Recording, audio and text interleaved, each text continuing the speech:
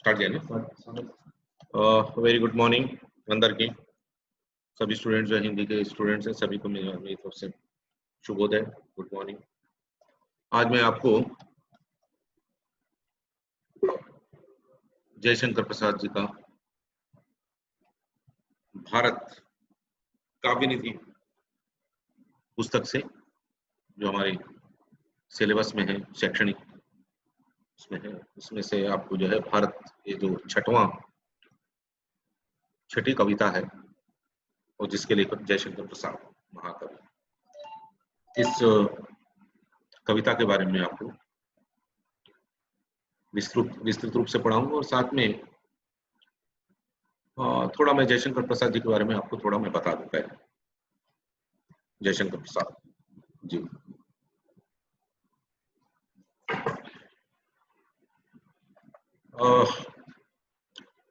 छायावाद आधुनिक हिंदी कविता में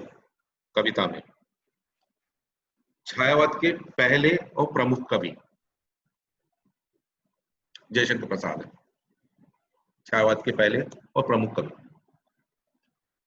छायावाद के एक तरह से छायावाद का जो काव्य धारा है उसके प्रवर्तक हैं ये जो चार कवि हुए हैं, जयशंकर प्रसाद जी, सुमित्रानंद पंत जी, सूर्यकांत त्रिपाठी निराला और महादेवी वर्मा। ये छायावाद के चारों स्तंभ हैं। उनमें से पहले स्तंभ जो है जयशंकर प्रसाद जी, और साथ साथ में इनकी कविताओं के अंदर हमको बहुत ज्यादा प्रौढ़ता मिलती है, शालीनता है, गुरुता भी है, और सबसे बड़ी बात है गंभीरता। इनके काव्य में गंभीरता के साथ हमको, तो हिंदी साहित्य के जो आधुनिक हिंदी साहित्य में प्रसाद का व्यक्तित्व और कृतित्व युगांतरकारी है। काव्य छायावाद से पहले हिंदी साहित्य के अंदर, आधुनिक जो हिंदी साहित्य है उसके अंदर द्विवेदी युग का जो है प्रभाव में दिखाई देता है, महाप्रसाद द्विवेदी। उसके बाद जो है थोड़ा उसके आसपास हमें रामचंद्र शुक्ल जी का आलोचना की दृष्टि से अगर देखा जाए, फिर छायावाद के बाद ही जो है फिर प्रयोगवाद, प्रगतिवाद, प्रयोगवाद, अन्य जो भिन्न भिन्न वाद आए। कुछ वाद ऐसे थे जो पाश्चात्य साहित्य से हमने लिया। बहुत बार ये भी कहा जाता है कि छायावाद जो है पाश्चात्य शैली से संबंधित है, वर्ड्सवर्थ शैली, जो अंग्रेजी में राइटर्स हुए हैं, मतलब लेखक हुए हैं, उनका थोड़ा सा प्रभाव माना जाता है कि इनके पर था, इन सभी चारों पर। ठीक है, हम ये मानकर चलते हैं, थोड़ा बहुत दिखाई देता है कभी कभी, क्योंकि प्रभाव तो होता ही है, चाहे किसी भी साहित्य पर, किसी भी साहित्य का हो। फिर भी अगर हम छायावाद की बात करें तो एक तरह से जो है भारतीय दर्शन, तो भारतीय दर्शन के अंदर भारतीय दर्शन सीमित दर्शन नहीं है। इसमें जो है अलग अलग तत्ववेत्ताओं ने जो है अपनी अपनी दृष्टि से जो है संसार को, समाज को, संस्कृति को, या कहिए कि ईश्वर, प्रकृति, आत्मा, परमात्मा के बारे में उन्होंने सोचा है, प्रकृति के बारे में सोचा है, समाज के बारे में सोचा है, आत्मा और परमात्मा के विषय में सोचा है। तो उसमें नेति भी है, अनेति भी है, शैव दर्शन भी है, चार्वाक दर्शन है, द्वैताद्वैत है, अद्वैत है, त्रैत है, विशिष्टाद्वैत है, उससे पहले सनातन धर्म है। तो बहुत सारी जो है इसमें परंपराएं चली। तो इन छायावाद की कविताओं में जो है इन सभी परंपराओं का कहीं ना कहीं थोड़ा बहुत जो है वेद और वेदांतों का जो है कहीं ना कहीं हमें प्रभाव दृष्टिगत होता है। छाया का मतलब ये है कि जिसको हम इंग्लिश में शैडो कहते हैं, जैसे कि मनुष्य का जो है, मनुष्य की जो छाया है, जब व्यक्ति घर से बाहर निकलता है, धूप में चल रहा होता है कहीं भी, तो उसकी छाया जो है, मनुष्य की छाया जो है जमीन पर गिरती है या फिर दीवारों पर गिरती है, पर वो मनुष्य नहीं है, मनुष्य मात्र की छाया है। तो इन सभी के काव्यों में हमें वही चीज, प्रकृति की छाया, बहुत बार परमात्मा की छाया, ऐसा कि जो हमारी कल्पना से परे है, पर कल्पना के द्वारा हम उसकी कल्पना के द्वारा उसको शायद प्राप्त तो ना कर सके, पर कल्पना तो की जा सकती है। प्रकृति की कल्पना है इनके यहाँ, समाज की, मनुष्य की कल्पना है, आत्मा और परमात्मा की कल्पना है छायावाद में। तो एक तरह से छायावाद का अर्थ ही यही हुआ। और इन कविताओं के अंदर जो है जयप्रकाश जयशंकर प्रसाद को छोड़ा जाए तो महादेव वर्मा है, नैराश्य भी है थोड़ा, आशा के साथ नैराश्य भी है। तो ये सब चीजें दिखाई देती हैं हमें। और जयशंकर प्रसाद जी की अगर पढ़ाई की बात करें तो ये जो है अंग्रेजी को जानते थे, संस्कृत अच्छी आती थी क्योंकि ये खुद पंडित थे, उर्दू के उन्होंने अध्ययन किया, फारसी का भी अध्ययन किया। जैसे मैंने कहा कि छायावाद निकला ही वेदांत के दर्शनों के अंदर से। अगर एक तरह से अगर पीछे मुड़कर देखते हैं तो इन्होंने वेदों का, उपनिषदों का, स्मृतियों का, पुराणों का, बौद्ध और जैन धर्मों का भी अध्ययन किया। इनका जो बैकग्राउंड था या कहिए कि जो इनका जो बौद्धिक जो आधार थे, कविता का कहिए, नाटक का कहिए, या फिर चंपू काव्य के बारे में कहिए, या फिर उन्होंने जो कहानियां लिखी या उपन्यास लिखे, इनका बौद्धिक जो आधार है ये भारतीय संस्कृति के अंदर नहीं था। और इन्होंने जो है बहुत जय प्रसाद बहुत प्रतिभा, इनकी जो बहुमुखी प्रतिभा थी। इन्होंने सिर्फ काव्य नहीं, कविताएं नहीं लिखी। इनका सर्वश्रेष्ठ काव्य माना जाता है जो अंतिम दशा में 1937 में इनकी मृत्यु हुई, और मृत्यु से एक साल पहले 1936 में जो है कामायनी, जो महाकाव्य हिंदी साहित्य का, आधुनिक हिंदी साहित्य का एक कीर्ति जिसको मिलती है, महाकाव्य किसे कहते हैं, महाकाव्य कैसा होना चाहिए, इस कामायनी का काव्य को, महाकाव्य को और मिलता है। और कामायनी के बाद में बहुत सारी टीकाएं, टिप्पणियां भी हुई, आलोचना भी लिखी गई, आलोचनाएं भी लिखी गई इसके ऊपर। तो इसमें जो है ये समझिए कि उन्होंने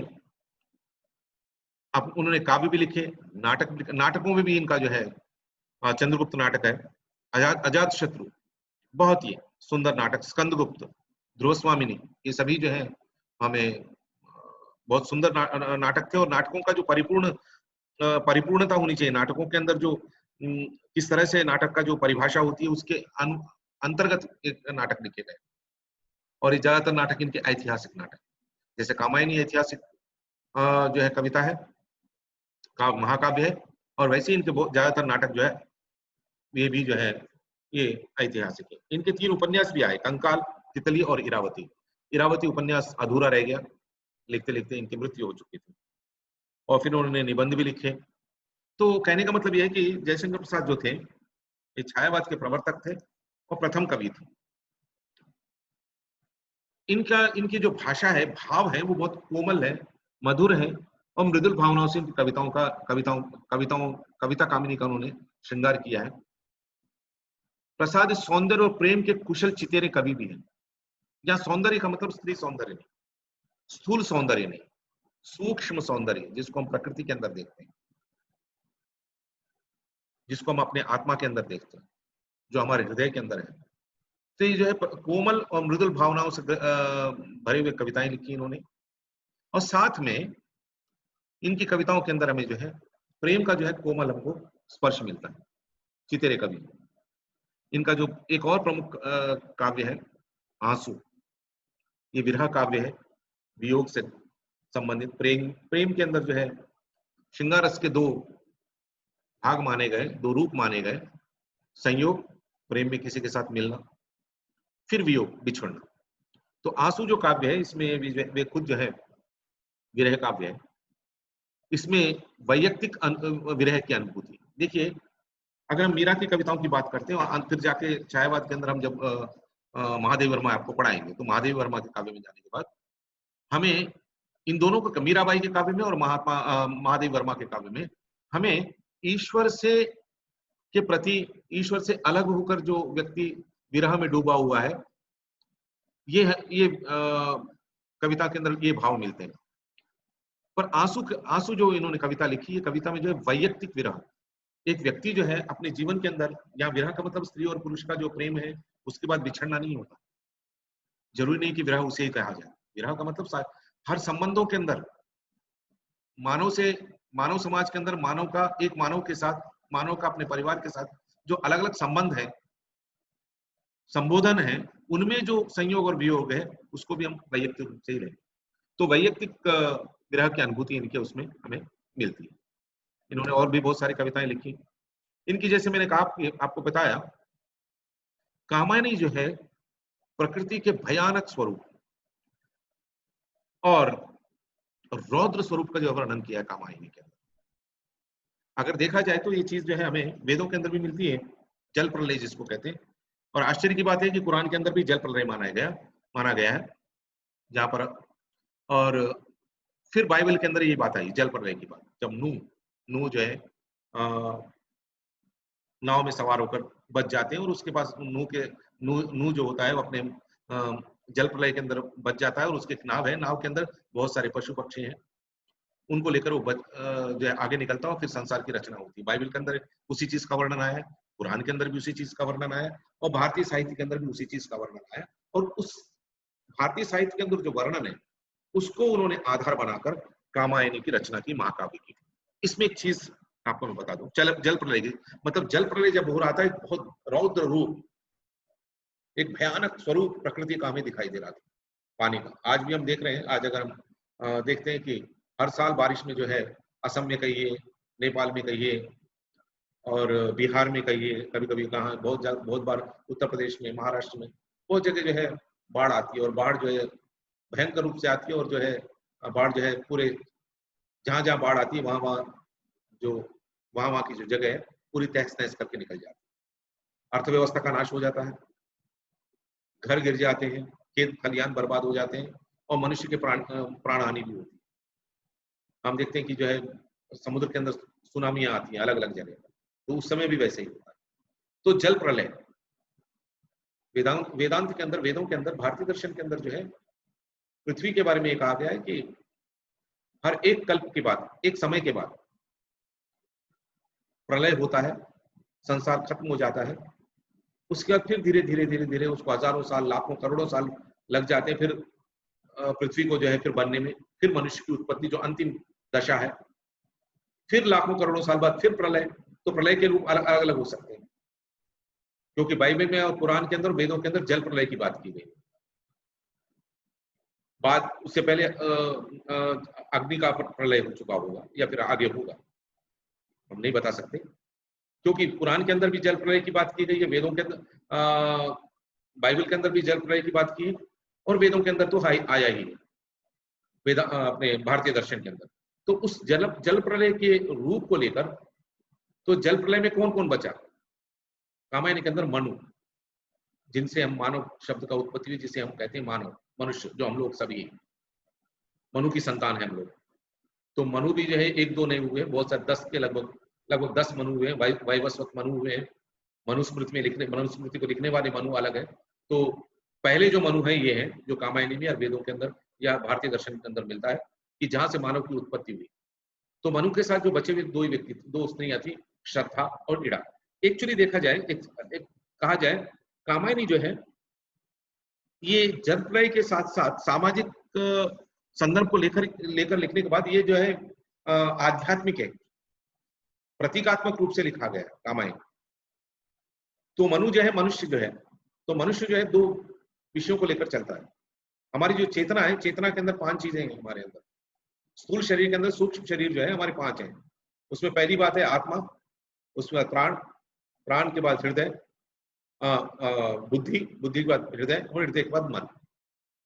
ये 5 चीजों, चेतना के अंदर 5 चीजों माना गया है, जिसको हम चित्त भी कहते हैं, जिसको हम चित्त कहते हैं, मनोमय जगत जिसको हम कहते हैं, वेदांत के अंदर मनोमय जगत जिसको हम कहते हैं। एक स्थूल शरीर है मनुष्य का, उस स्थूल शरीर के अंदर फिर ये 5 चीजें, जिनको ये चेतना के अंदर ये 5 चीजें आती हैं, वस्तुएं आती हैं। तो कामायनी के अंदर जो है दो, एक चीज बताई गई कि दो मनु के साथ श्रद्धा और इड़ा। बुद्धि को संस्कृत में इड़ा कहा गया है, और श्रद्धा, विश्वास जिसको हम कहते हैं, श्रद्धा। अब श्रद्धा के भी 2 है अर्थ है, एक तो श्रद्धा जिसको हम कहते हैं, फिर एक अंधश्रद्धा, जैसे जिसको हम अंधविश्वास भी कहते हैं, जिसको हम पाखंड कहते हैं आजकल।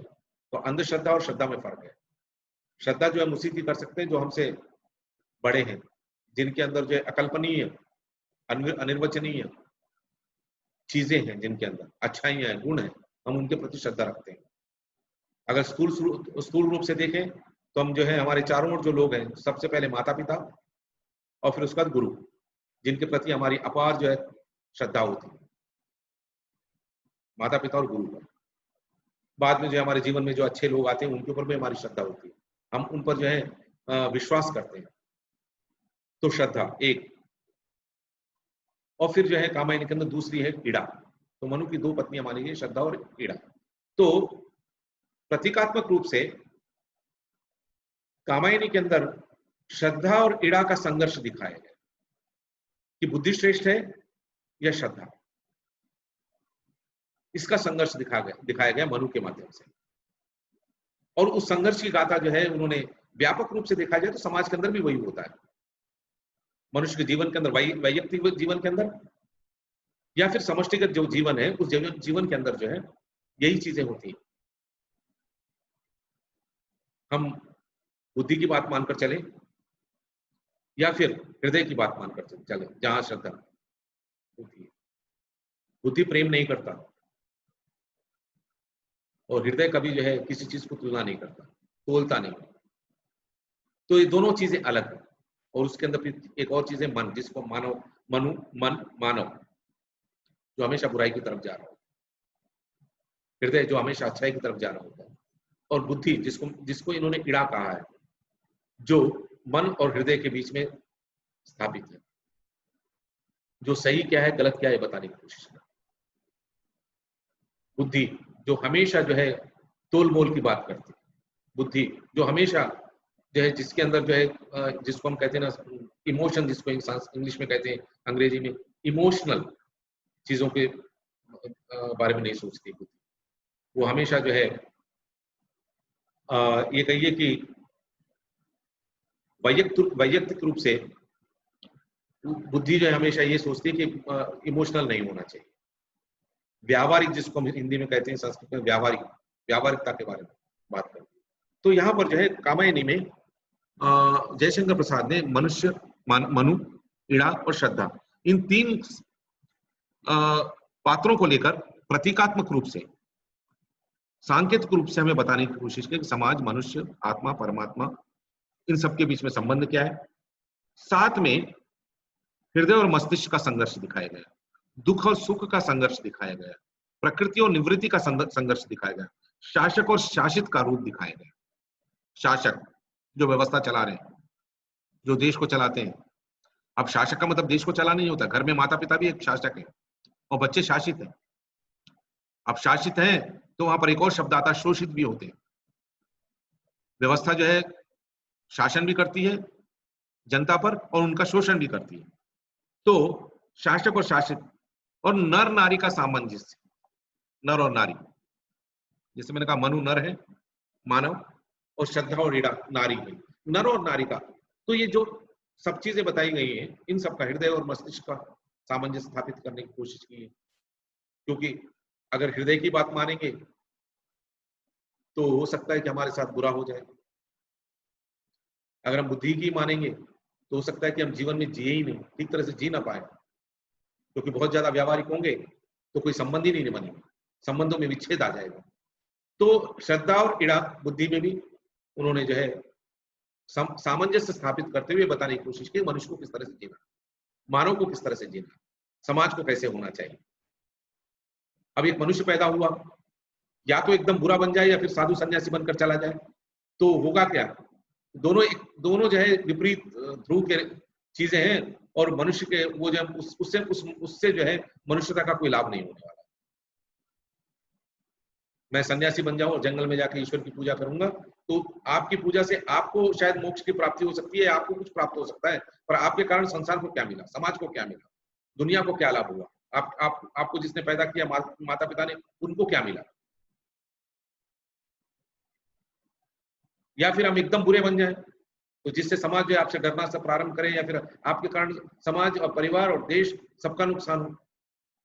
तो इसमें इड़ा और बुद्धि का जो है, बुद्धि और श्रद्धा का जो उन्होंने सामंजस्य स्थापित करने, प्रवृत्ति और निवृत्ति, जैसे मैंने कहा प्रवृत्ति कि हम संसार के अंदर इतने ज्यादा डूब जाएं, खुद को डुबा दें कि हमें वैयक्तिक उन्नति और सामाजिक उन्नति के बारे में हम सोचना ही बंद कर दें, या फिर इतनी निवृत्ति जैसे मैंने कहा सन्यासी ही बन जाए, ये भी ठीक नहीं है। और सबसे बड़ी बात, इसका कामायनी महाकाव्य के अंदर नर और नारी का सामंजस्य स्थापित किया। देखिए ये दो ऐसे पहिए हैं संसार को चलाने के लिए, अगर एक पहिया जो है साइकिल का पहिया हो और एक पहिया जो है स्कूटर का पहिया हो, दोनों नहीं चल सकते, नहीं हो सकता। स्त्री और पुरुष के अंदर सामंजस्य नहीं है, तो ये दुनिया जो है चल नहीं सकती। तो इन सभी अपने महाकाव्य के माध्यम से इन्होंने इन चीजों के बारे में बताने की, इस वैयक्तिक मतलब जो है सामंजस्य स्थापित करने की कोशिश की है। इन्हें जैसे मैंने कहा कंकाल और तितली और इरावती, इन्होंने पुस्तक भी उपन्यास भी लिखे, और साथ में इनके काव्य और उनके इनके नाटकों के अंदर, चाहे वो ध्रुव स्वामिनी हो, ध्रुव स्वामिनी, चंद्रगुप्त, स्कंदगुप्त या अजात शत्रु और बाकी जो भी, इन नाटकों के अंदर हमें देश की व्यवस्था, इन्होंने नाटक के जो कहानी या पात्र या समय लिया है, ये समय, नाटक और पात्र, ये सभी सभी जो है पौराणिक है, पौराणिक नहीं कहेंगे, इतिहास से संबंधित है, जो ऐतिहासिक पात्र है। पर आज के संदर्भ में उन पात्रों के द्वारा जो है समय की व्याख्या की है जयशंकर प्रसाद जी ने, आज के समय, वर्तमान समय की व्याख्या की है। पर पात्र उनके जो है ऐतिहासिक पात्र है, तो इनके इन पात्रों के द्वारा एक देश प्रेम की भावना, राष्ट्रीयता की भावना इन्होंने इन नाटकों के द्वारा बताने की इन्होंने कोशिश की और बताया भी है। और उस समय जब ये जैसे मैंने कहा कि जितने भी कवि हैं, ये सभी जो कवि जो है आधुनिक साहित्य के कवि, जो भी कवि हैं या फिर कहानीकार है, उपन्यासकार, जो प्रेमचंद के समय के थे या फिर जयशंकर प्रसाद के समय के थे, या मैथिली शरण गुप्त, सोहनलाल द्विवेदी, रामधारी सिंह दिनकर, सुमित्रानंद पंत निराला, ये सभी जो है भारत की आजादी से पहले लिख रहे थे। तो भारत की आजादी से पहले लिख रहे थे, तो भारत की स्वतंत्रता के बारे में इनके मन में बात थी, इसको किस तरह से स्वतंत्रता प्राप्त की जा सकती है। और साथ में सिर्फ राजनीतिक स्वतंत्रता की बात नहीं, सामाजिक स्वतंत्रता की बात, आर्थिक स्वतंत्रता की बात, धार्मिक स्वतंत्रता की बात ये लोग कर रहे हैं। तो ये इनके काव्य में हमें, इनके नाटकों में, इनके कहानियों में, इनके निबंधों में हमें देश प्रेम के साथ साथ नवयुवकों को किस तरह से जगाया जाए, ये इन्होंने, और नवयुवकों के हृदय के अंदर चेतना, स्वतंत्रता की चेतना, जैसे मैंने कहा स्वतंत्रता सिर्फ राजनीतिक नहीं हो सकती, सामाजिक चेतना, सामाजिक समानता, सामाजिक स्वतंत्रता पहले मुख्य है। क्योंकि महात्मा गांधी कहते हैं, जब आजादी के बारे में बात चल रही थी, तो वो कहते हैं कि राजनीतिक स्वतंत्रता हमें बाद में मिले तो चलेगा, पहले हमें हमारे समाज के अंदर सामाजिक स्वतंत्रता का होना बहुत जरूरी है। अगर जिस समाज के अंदर हम जी रहे हैं उसमें समानता नहीं है, उसी में स्वतंत्रता नहीं है, तो राजनीतिक स्वतंत्रता प्राप्त करके हम करेंगे क्या? क्योंकि राजनीतिक स्वतंत्रता प्राप्त करने के बाद फिर वो सामाजिक स्वतंत्रता नहीं है, परतंत्रता है, असमानता है, तो वो वैसे ही चलेगी। और हुआ भी यही, वैसे ही हुआ। पर ये जो है प्रसाद जो है अपने काव्य में, जो समाज है, समाज के अंदर जो है देश प्रेम की भावना और हृदय में स्वतंत्रता की चेतना, ये सब भरते हैं। और सबसे बड़ी बात है, जैसे मैंने कहा कि ये कवि जो है वर्तमान में लिख रहे थे, पर वर्तमान में जो पात्र हैं, इनके काव्य हैं, ये सभी काव्य जो है ऐतिहासिक काव्य हैं। ऐतिहासिक पात्रों को लेकर, ऐतिहासिक कल्पनाओं को लेकर, ऐतिहासिक जो चीजें हमारी यहाँ है, भारतीय तत्व है या भारतीय तत्व वेदांत दर्शन जो है, उसको लेकर इन्होंने अपने काव्य में वर्तमान समय को उन्होंने बताने की कोशिश की। तो कला की दृष्टि से जो है प्रसाद जो है बहुत ही बहुमुखी प्रतिभा के धनी थे। इनकी जो भाषा है वो संस्कृतनिष्ठ भाषा है, तत्सम और तद्भव शब्दों का बहुत ज्यादा प्रयोग हुआ है इनकी भाषा के अंदर। इनकी भाषा के अंदर कला के, अगर कला और भाव दोनों भी देखें, तो भावों के साथ साथ रसात्मकता, माधुर्य, कोमलता, प्रवाहात्मकता, प्रतीकात्मकता और लाक्षणिकता, इन सभी के दर्शन हमें इनके काव्य में हमें होते।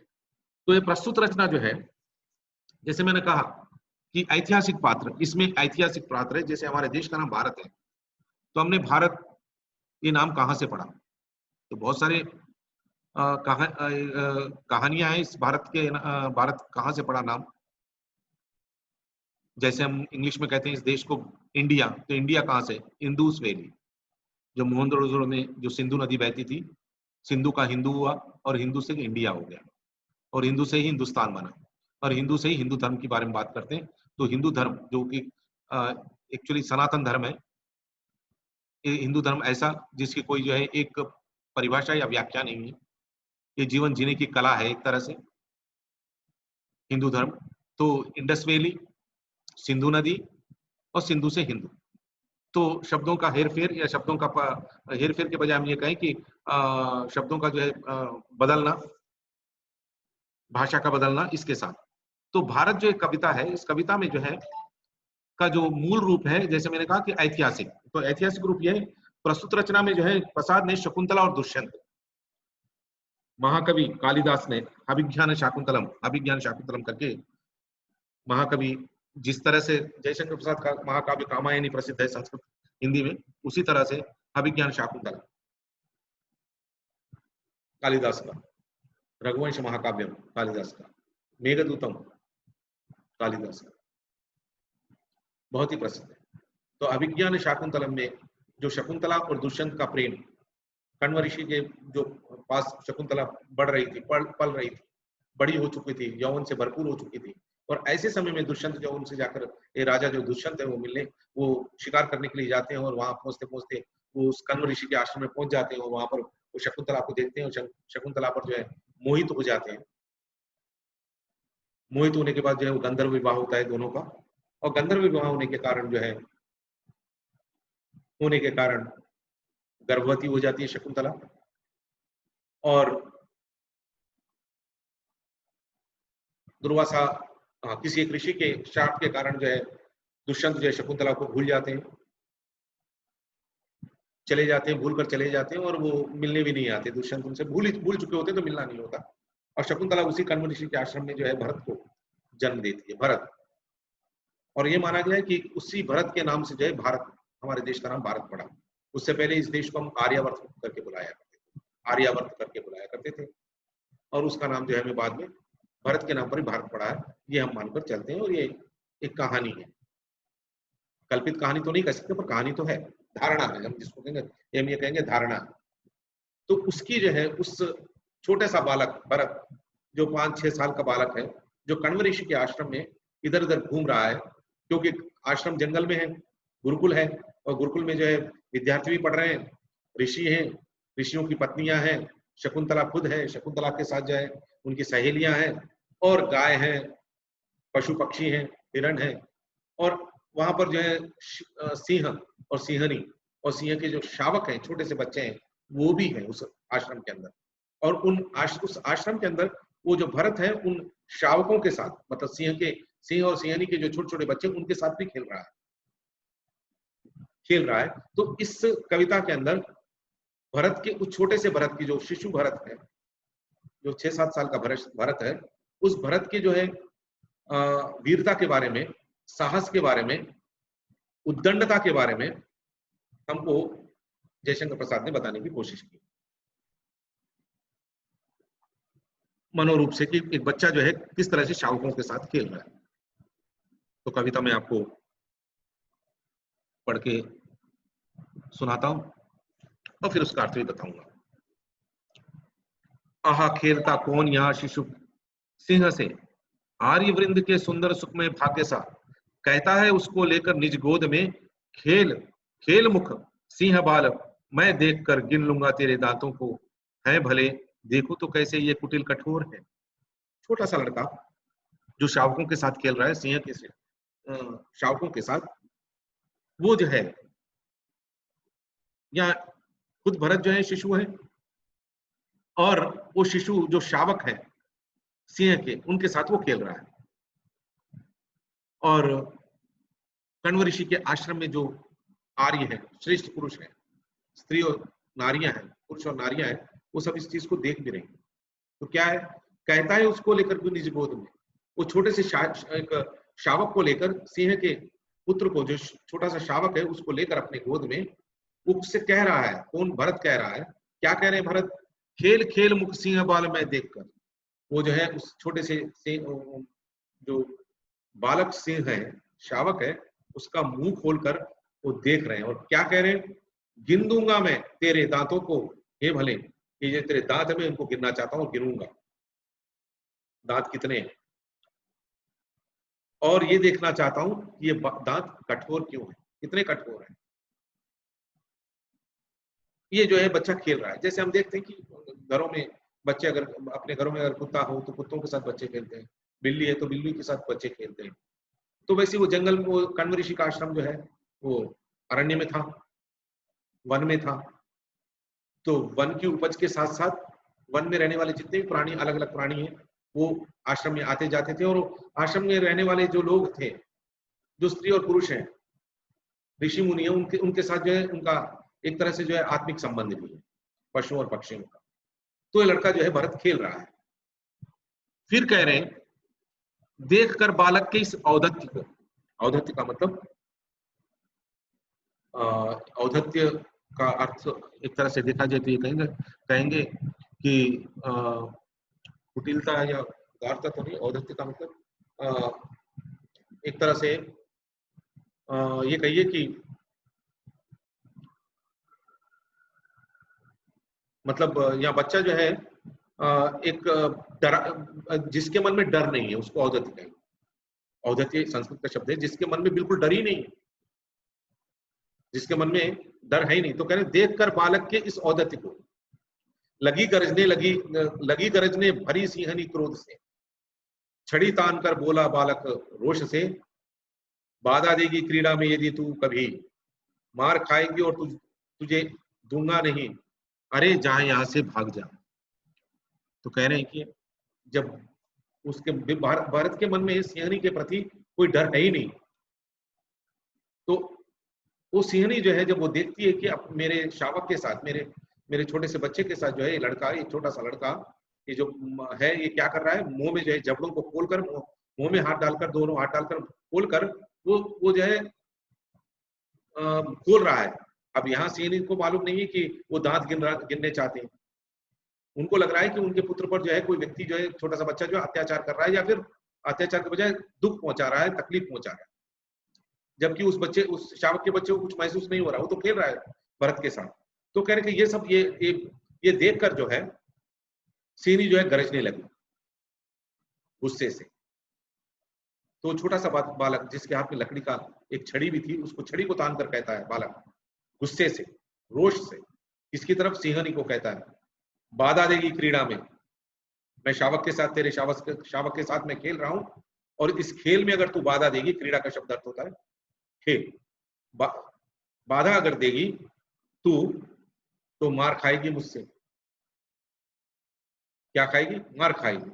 तो छड़ी तान कर कह रहा छोटा सा बच्चा सिंहनी को, जो सिंहनी बहुत बड़ी है, जिससे लोग सब डरते हैं, उसकी तरफ जो है ये छड़ी तानते हुए, मन में डर नहीं है बिल्कुल भी। जब सिंहनी को देखकर डरना चाहिए, क्योंकि मामूली मनुष्य अगर कुत्ता घुर्राता है तो हम लोग सभी लोग डर जाते हैं, पर यहाँ पर सिंहनी को लेकर डर नहीं रहे भरत। और वो छड़ी तान कर कह रहे हैं, अगर मेरे काम में अगर तू बाधा देगी, मेरे खेल में अगर तू बाधा देगी तो मार खाएगी, और तुझे ना दूंगा नहीं, और ये जो शावक तेरा है मैं इसको दूंगा भी नहीं, तो यहां से जल्दी से भाग जा, चली जाए यहां से। ये कह रहे हैं जयशंकर भरत, किससे? सिंहनी से। फिर दूसरे उसमें लाइन में कहते हैं, अच्छा हाँ, कौन ये वीर बालक निर्भीक है, कहो भला भारतवासी। वो जानते यही भरत वह बालक है जिस नाम से भारत संज्ञा पड़ी इस वर भूमि, वीर भूमि की, वर नहीं वीर होना चाहिए, इसी वर भूमि की। तो कह रहे हैं कि आह कौन ये वीर बालक निर्भीक है, जिसके अंदर वो बहुत ही निर्भीक है, जिसके अंदर डर नाम का शब्द ही नहीं, डर नाम की चीज ही नहीं है। कौन है बालक? ऐसा वीर बालक है जिसमें कोई, जिसके मन में डर है ही नहीं, निर्भीक, वो किसी से नहीं डरता है। कहाँ भला भारत, कहो भला भारतवासी। तो लेखक कहते हैं, हम ये भारतवासियों, हम सबको कह रहे हैं कि बताओ ये कौन है, क्या इसको जानते हो तुम? फिर तीसरी लाइन में कहते हैं, यही भरत बालक है जिस नाम से, ये वही भरत नाम है, भरत नाम का बालक है जिसके नाम से भारत संज्ञा पड़ी इस वर भूमि की, इस देश की, इस भूमि की संज्ञा, जो नाम है वो क्या पड़ा? भारत पड़ा। ये वही भरत है जिसके नाम से हम भारत के नाम, भारत को, जिस भारत देश को जिसके नाम से पुकारते हैं, वे वही भरत है। ये उन्होंने बताने की कोशिश करी। तो कहते हैं कश्यप के गुरुकुल के शिक्षित हो रहा। मैंने आपको कण्व कहा था, तो कण्व के बजाय कश्यप है, कश्यप ऋषि है, जहां पर शकुंतला रह रही है। तो क्या कश्यप के गुरुकुल में शिक्षित हो रहा, आश्रम में पलकर कानन में घूमकर निज माता की गोद मोद भरता सा, जो पति से बिछुड़ रही दुर्दैव वरा वश, दुर्दैव वश। तो कह रहे हैं कि कश्यप गुरुकुल में ये लड़का जो है भारत, जिसके नाम से हमारे देश का नाम भारत पड़ा, ये व्यक्ति, ये भरत जो है कश्यप ऋषि के आश्रम में गुरुकुल में पढ़ रहा है, शिक्षित हो रहा है। तो उस समय शिक्षा के नाम पर सिर्फ वेदों को नहीं पढ़ाया जाता था, वेदांतों को नहीं पढ़ाया जाता, स्मृतियों और श्रुतियों को नहीं पढ़ाया जाता था। उस समय सर्वांगीण रूप से जो है शिक्षा दी जाती थी विद्यार्थियों को। वो शिक्षा जो है शारीरिक शिक्षा होती थी, उस शिक्षा के अंदर जो है अस्त्र और शस्त्र चलाने की शिक्षा भी दी जाती थी, वेदों को पढ़ने की भी शिक्षा दी जाती थी, विज्ञान की शिक्षा, ज्ञान और विज्ञान की शिक्षा दी जाती थी, और साथ साथ जो है मनुष्य को समाज के अंदर कैसे होना चाहिए, जिसको हम कहते हैं नैतिक शिक्षा, ये भी दी जाती, और साथ में अस्त्र शस्त्र चलाने की ये भी शिक्षा दी जाती सभी गुरुकुल के वासियों को। तो कह रहे हैं कि कश्यप गुरुकुल में शिक्षित हो रहा, आश्रम में पलकर, उस आश्रम के अंदर, उस गुरुकुल में पलकर, कानन में घूमकर, कानन का मतलब आश्रम के अंदर जो बगीचे हैं, पार्क हैं, जिसको हम इंग्लिश में पार्क कहते हैं, बगीचे हैं, फूलों और पौधों से भरे हुए जो बगीचे हैं, जिसको हम संस्कृत में कानन कहते हैं, बगीचों को कानन शब्द कहा गया। तो कानन में घूमकर निज माता के गोद मोद भरता सा। तो कह रहे हैं कि निज, अपनी खुद की माता के गोद में, जो मोद का मतलब होता है संतोष, खुशी। हम गणपति को मोदक चढ़ाते हैं, तो मोदक और मोद, मोद का अर्थ होता है जो मनुष्य खुशी में हो, संतोष में हो। तो अपने वो छोटा सा बालक जो है अपने माँ की गोद में जो है संतुष्ट रूप से संतोष ग्रहण कर रहा था, खेल रहा था अपने माँ के, खेलता था अपने माँ के गोद में, जो पति से बिछुड़ कर रही दुर्दैव वश। कौन सी माता? जो शकुंतला है, वो दुर्दैव वश, दुर्भाग्यवश, किन्हीं कारणों के कारण जो है अपने पति से अलग होकर वो रह रही थी, ऐसा। फिर कहते हैं अंतिम चरण पे अगर हम आ गए तो कहते हैं जंगल के शिशु सिंह सभी सहचर रहे, रहा घूमता हो निर्भीक प्रवीर्य, जिसने अपने बलशाली भुजदंड से भारत का साम्राज्य प्रथम स्थापित किया, वीर वही वीर यह बालक है दुष्यंत का, भारत का श्री रत्न भारत शुभ नाम है। तो कहते हैं लेखक कि जिसके नाम से जो है इस देश का नाम भारत पड़ा, उससे पहले भारत था, उसका नाम आर्यवर्त था, उसके बाद नाम पड़ा। तो कह रहे जंगल के शिशु सिंह सभी सहचर रहे। तो उस भरत के जो है बचपन से लेकर जब वो पढ़ रहे थे तब तक जो है, जब बड़े हो रहे थे तब तक जो है जंगल में, जो अरण्य में और उनके गुरुकुल में, उनके आश्रम में जो शिशु सिंह हैं, मतलब सिंह के जो छोटे छोटे बच्चे हैं, वो सब क्या थे? सहचर थे, इनके साथ रहने वाले थे, इनके साथ खेलते थे, कूदते थे, ऐसे जो भरत हैं। फिर कहते हैं रहा घूमता हो निर्भीक प्रवीर, तो ये जो प्रवीर, ये जो वीर लड़का है, वह इनके साथ, शिशुओं के साथ, सिंह के शिशुओं के साथ जो निर्भीक होकर घूम रहा था, जिसने अपने बलशाली भुजदंड से, बड़े होने के बाद जब भरत बड़े हो गए, अपने बलशाली भुजदंड से, अपनी ताकत से, अपने शौर्य से, अपनी वीरता से, इन्होंने क्या किया? भारत का साम्राज्य प्रथम स्थापित किया। पहली बार जो है भारत का साम्राज्य स्थापित किया। यहाँ पहली बार का शब्द का अर्थ समझिए ऐतिहासिक रूप से, उससे पहले जो था भारत गणराज्यों के अंदर था, मतलब छोटे छोटे राज्यों के अंदर। जैसे हम देखते हैं कि अंग्रेजों के आने के पश्चात इस हिंदुस्तान के अंदर, अंग्रेजों के आने के पश्चात, या फिर मुगलों के आने से पहले और अंग्रेजों के आने से पहले, ये कहेंगे, पश्चात न कहकर पहले कहें, तो जिस तरह से छोटे छोटे राजाओं के अंदर हमारा देश बटा हुआ था, हम ये मानकर चलते पृथ्वीराज जो चौहान थे, भारत के एक तरह से तब तक छोटे छोटे राज्यों में बढ़ चुका था, अंतिम सम्राट मानते हैं। अगर अंतिम सम्राट ऐतिहासिक रूप से देखा जाए तो हर्षवर्धन को हम अंतिम सम्राट मानते हैं, जिसने आधे से ज्यादा जो है भारत पर शासन किया था, आधे से ज्यादा, दक्षिण भारत को छोड़कर। हर्षवर्धन के समय में दक्षिण भारत में सातवाहन राजाओं का जो है, शालिवाहन राजाओं का जो है साम्राज्य था, और उत्तर भारत जो था, उत्तर भारत, पूर्व भारत और पश्चिम भारत, वहां पर हर्षवर्धन का, मतलब अंतिम सम्राट हर्षवर्धन। और बाद में अंतिम जो सम्राट माना गया दिल्ली पर जो था, वो पृथ्वीराज चौहान थे। फिर मुगलों का शासन प्रारंभ होता है। तो मुगलों के शासन से पहले, मुगलों के शासन के बाद, और अंग्रेजों के शासन के आने से पहले भारत जो है छोटे छोटे टुकड़ों में बटा हुआ था। तो इसी तरह से यहाँ पर ये कह रहे हैं लेखक, जिसने अपने बलशाली भुजदंड से भारत का साम्राज्य प्रथम स्थापित किया। पहली बार जो है भारत के अंदर अपना साम्राज्य स्थापित किया, मतलब उससे पहले खंडों में बटा हुआ था। भारत का स्वरूप तो था, आर्यवर्त का स्वरूप था, सांस्कृतिक रूप से हम एक थे, राजनीतिक रूप से हम छोटे छोटे टुकड़ों में थे, पर इन्होंने क्या किया, अपने बलशाली भुजदंड से, अपने वीरता से, अपनी ताकत से जो है भारत के अंदर एकता की स्थापना की। फिर कहते हैं वही वीर यह बालक है दुष्यंत का। तो किसका बालक है दुष्यंत? ये किसका पुत्र है? दुष्यंत का पुत्र है। जैसे मैंने कहा कि कालिदास ने अभिज्ञान शाकुंतलम जो महाकाव्य लिखा, उसके जो राजा थे, तो कह रहे भारत का श्री रत्न, भारत शुभ नाम है, इसी भरत के कारण जो है इस देश का नाम भारत पड़ा और आज तक भी चला आ रहा है। तो यही वह भरत है। तो मैं समझता हूँ कि आपको ये कविता समझ में आ गई होगी। 35 मिनट से